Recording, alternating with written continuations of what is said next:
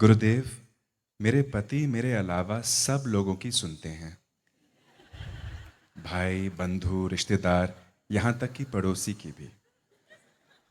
इस परिस्थिति में मैं अपने आत्मसम्मान को ठेस पहुंचाने से कैसे रोकूं? मौन धारण करो। जब सुनते ही नहीं है क्यों बुलवाना, क्यों बोलना है? हाँ? और तुम्हें जो बोलना है वो दूसरे से बुलवा लेके देखो। और यदि खास काम हो, तुम्हें करवाना हो, तुमको तो अभी पता चल गया युक्ति, कहाँ से कैसे सुनते हैं, कौन सी भाषा उनको समझ में आती है, उस भाषा से बुलवाओ। और क्या, बड़ी आसान हो गई है भाई काम। हाँ? पड़ोसी को बोलो, अपने भाई को, तुम्हारे जेठ को बोलो, किसी को तो बोलो, उनसे करवा लो अपना काम। कई बार देखो हमारे मन में भ्रम हो जाता है। आत्मसम्मान तुम अपने को देते हो, वही आत्मसम्मान है। दूसरों, पति क्या तुम्हें आत्मसम्मान देगा? पति से इसकी अपेक्षा करना ही भूल है, या पत्नी से आत्मसम्मान अपेक्षा करना ही भूल है। तो कई बार पति पत्नी मान लेते तो हमारे अपने अपना एक अंग है। ऐसे कभी खुद का मन की बात ही नहीं मानते कई लोग, तुम्हारी बात क्या मानेंगे? बुद्धि ऐसी होती है भाई। तो चिंता न कर, मस्त रहो। मस्ती से मस्ती फैलती है, पता है। शिकायत से फिर हम सिकुड़ जाते हैं। रोज तुम शिकायत करते रहो पति को, या ये कहते रहो तुम गलत हो जी, ऐसा मत करो, और वो भी सुन सुन के वो भी थक जाते हैं। अरे रोज इसका यही राग चलता रहता है, ऐसा सोचते हैं।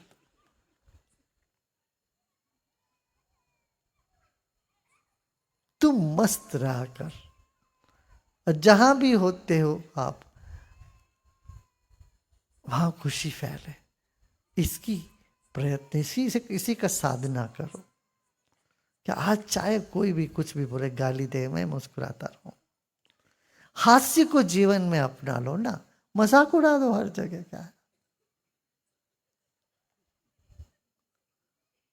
हमने सुना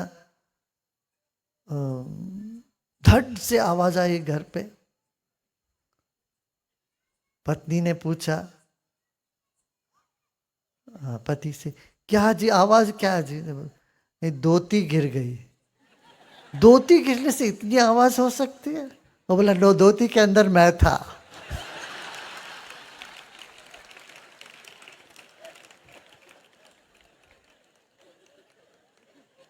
तो पति को भी युक्ति लगानी पड़ती है।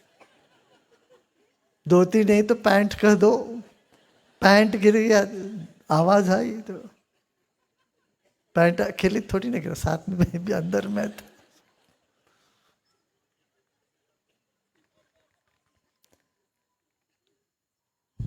हाँ, गुरुदेव, सब वजन घटाने की बात करते हैं। मैं आपसे जानना चाहता हूं कि वजन बढ़ाया कैसे जाए।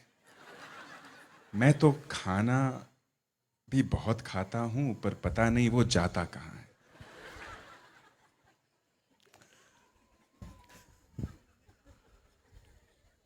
सबको पता है खाना कहाँ जाता है, मगर कुछ तो ठहर जाए, रुक जाए अंदर तो अच्छा है।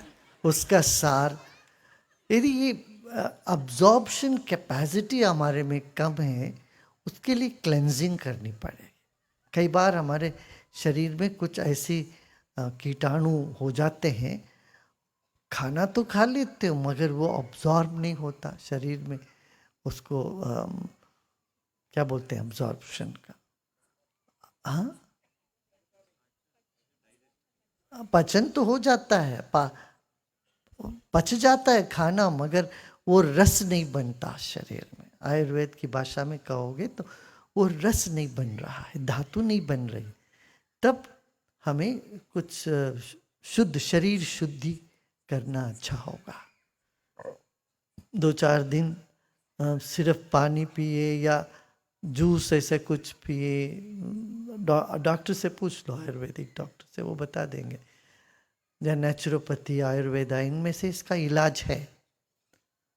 वो करने से फिर, और नीम की गोली और ये देववटी, इस तरह की चीज़ें लेने से भी जो है ना शरीर में जो हानिकारक कीटाणु है वो दूर होती, तब पाचन शक्ति बढ़ती है। हमारे भीतर शक्ति का 3 गुण है, एक तो पाचक, दाहिक और प्रकाशक। हमारे भीतर अग्नि की 3 रूप है, क्या? पाचक, दाहक, प्रकाशक। प्रकाशक जो होश बढ़ाने वाली चीज, पाचक जो हजम करने वाले, और दाहिक तो जलाने वाली चीज। हमारे शरीर में देखो, हमारी भावनाओं में भी ऐसी है शक्ति। हाँ, इसके बारे में फिर कभी बात करेंगे। हाँ गुरुदेव, मेरे जीवन में इतने ज़्यादा उतार चढ़ाव आए हैं कि अब मन में एक अजीब सा भय रहता है कि अब पता नहीं क्या बुरा हो जाए। इसके कारण जीवन में जो अच्छा घट रहा है मैं उसे एंजॉय नहीं कर पाता। इस भय से मन मुक्त नहीं हो पा रहा, कृपया सहायता करें। समर्पण, यहीं पर समर्पण काम आता है। और हमारे साथ तो है, भगवान है। इस हौसला को बढ़ाओ। भाई कहाँ से? अरे कुछ नहीं, अभी तक देखो, घूम के देखो, जो भी समस्या आई उससे बाहर निकल आए कि नहीं? हाँ, आसानी से निकल तो गए हो। और जो पूछा कुचा है वो भी निकल जाओगे उससे भी। विश्वास जताओ, ठीक है? हाँ हाँ,